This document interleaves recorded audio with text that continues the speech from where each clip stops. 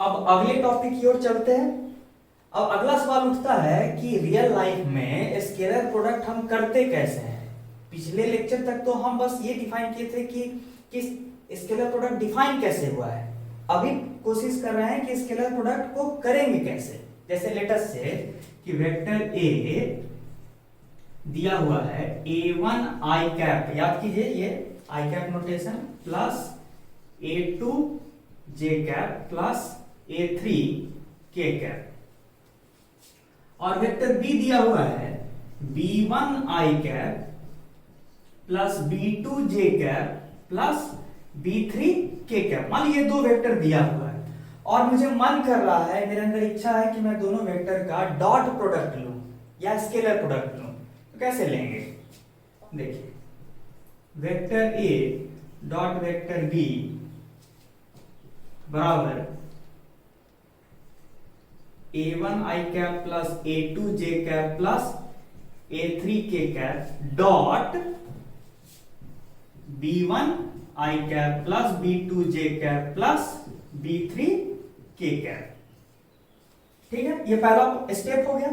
अगला step part by part, a1 i cap dot b1 i cap, part by part सब लेंगे।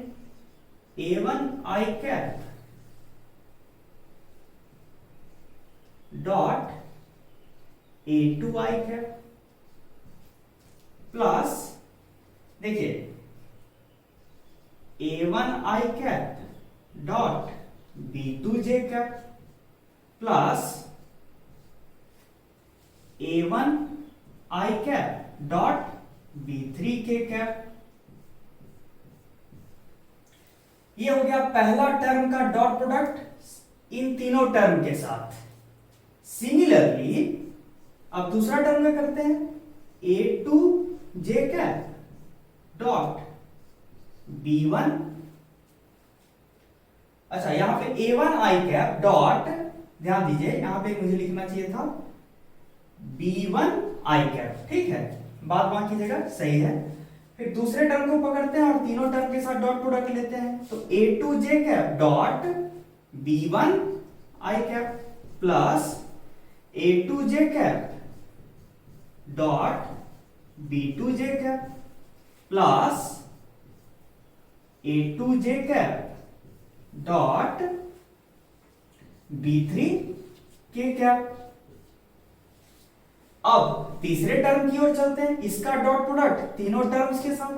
तो क्या होगा a3 k cap dot b1 i cap plus a3 k cap dot b2 j cap plus a3 k cap dot b3 k cap.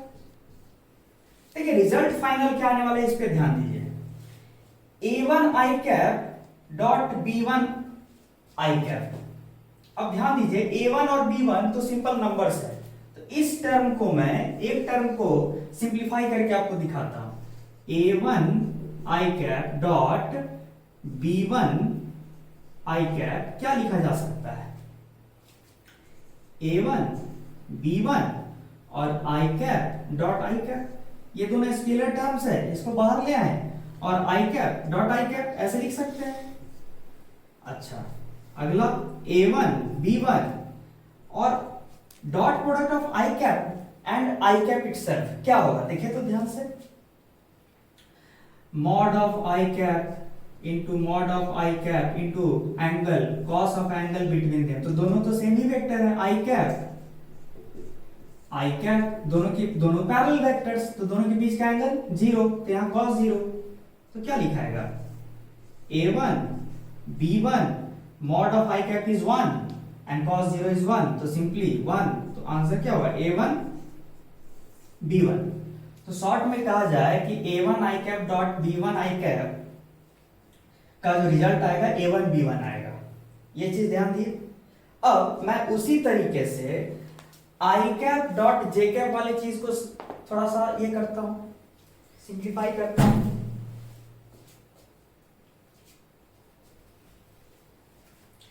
देखिए अब i cap, यहां ध्यान दीजिए, अब दूसरे टर्म की ओर बढ़ते हैं। i cap dot j cap, वो क्या है?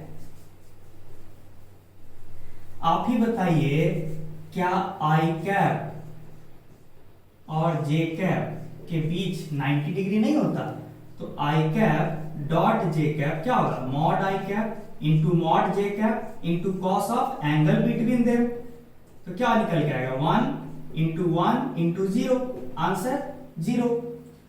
इसका मतलब A1 आई कैप डॉट B2 जे कैप का रिजल्ट क्या आएगा? A1 B2 I cap dot J cap that is 0, जो कि हमने यहां किया है।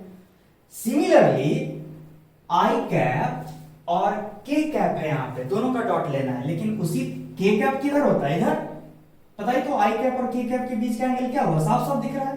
K cap out of the board है और I cap in the plane of the board है, दोनों के बीच का एंगल 90 डिग्री। तो फिर similarly I cap dot K cap क्या होगा? 0। तो यानी ये टर्म और ये टर्म दोनों क्या हो जाएगा? 0। तो सिर्फ क्या बचा? पहला टर्म। सिमिलरली यहां ध्यान दीजिए, J cap dot I cap, I cap dot J cap कीजिए या J cap dot I cap, ये भी तो रिजल्ट वही देगा ना, mod of J cap into mod of I cap into angle between them, वही cos 90। तो रिजल्ट क्या आएगा? 0। ऐसे भी डॉट प्रोडक्ट में वेक्टर का ऑर्डर चेंज कर देने से रिजल्ट पे फर्क नहीं पड़ता। मतलब A vector dot B vector या B vector dot A vector result same ही देगा। वही चीज यहां भी हो रहा है, I cap dot J cap या J cap dot I cap, result same है। Similarly K cap dot I cap या I cap dot K cap, दोनों 0 देगा। ये दोनों वेक्टर्स परपेंडिकुलर हैं और नॉन जीरो वेक्टर्स हैं, तो पक्का दोनों का डॉट प्रोडक्ट 0 आना था। सो आया। तो हम क्या करने जा रहे हैं? तो तब तो ये टर्म भी ना 0 हो जाएगा, ये टर्म, ठीक है। जो जो 0 हो रहा है उसको हम स्ट्रक आउट कर रहे हैं, खत्म। जे कैप डॉट जे कैप, ध्यान देने वाली बात है, जे कैप डॉट जे कैप, बताइए तो क्या होगा? Mod of J cap into mod of J cap into cos of angle between them, वो तो 0 ही होगा, क्योंकि जे कैप और जे कैप दोनों parallel vectors, angle between them 0। तो क्या निकल के आएगा? 1 इंटू 1 इंटू 1। शॉर्ट में ये कहा जा सकता है ना कि दो unit vectors, same unit vectors का डॉट प्रोडक्ट 1 ही आएगा। सिमिलरली क्या लिख सकते हैं? के कैप डॉट के कैप भी क्या आएगा? 1 ही आएगा। ये बात है मेन, इस पे ध्यान दीजिए, ठीक है। बाद बाकी जितना कॉम्बिनेशन बनेगा, आई कैप जे कैप या जे कैप के कैप या आई कैप के कैप, ये सारे जितने डिफरेंट कॉम्बिनेशन बनेंगे, इसका रिजल्ट डॉट प्रोडक्ट का 0 ही आएगा। मतलब जे कैप डॉट के कैप क्या आएगा? जे कैप डॉट के कैप, दोनों 90 डिग्री पे हैं, जे और के, क्या आएगा? 0। सिमिलरली के कैप और आई कैप दोनों 90 डिग्री पे हैं, के कैप और आई कैप, तो दोनों का डॉट प्रोडक्ट क्या आएगा? 0। स्ट्रक आउट, इसको भी स्ट्रक आउट कर ही देते हैं क्योंकि सब 0 दिया था।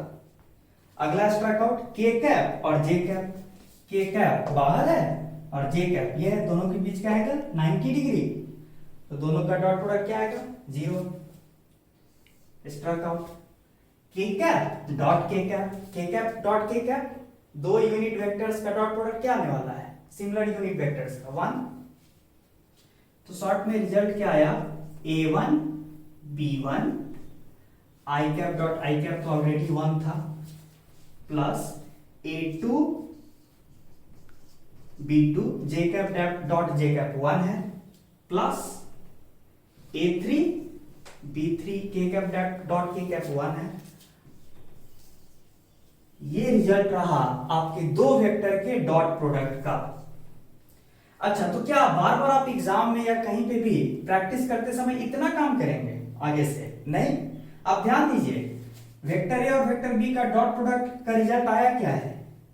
जो दोनों वेक्टर्स के रिप्रेजेंटेशन में आई कैप का कोएफिशिएंट है, उसका सीधे सीधे प्रोडक्ट हो गया, मल्टीप्लीकेशन हो गया। देखिए A1 B1, जो दोनों ही वेक्टर्स में जे कैप का कोएफिशिएंट है उसका प्रोडक्ट फिर अपियर हुआ है a2 b2, फिर दोनों वेक्टर्स में जो के कैप का कोएफिशिएंट है a3 b3 उनका प्रोडक्ट अपियर हुआ है और हर टर्म के बीच में एक समेशन साइन है। तो शॉर्ट में आप सीधे आगे से क्या कर सकते थे a1 b1 plus a2 b2 plus a3 b3, इस तरह से आप डायरेक्टली डॉट प्रोडक्ट का रिजल्ट लिख सकते हैं।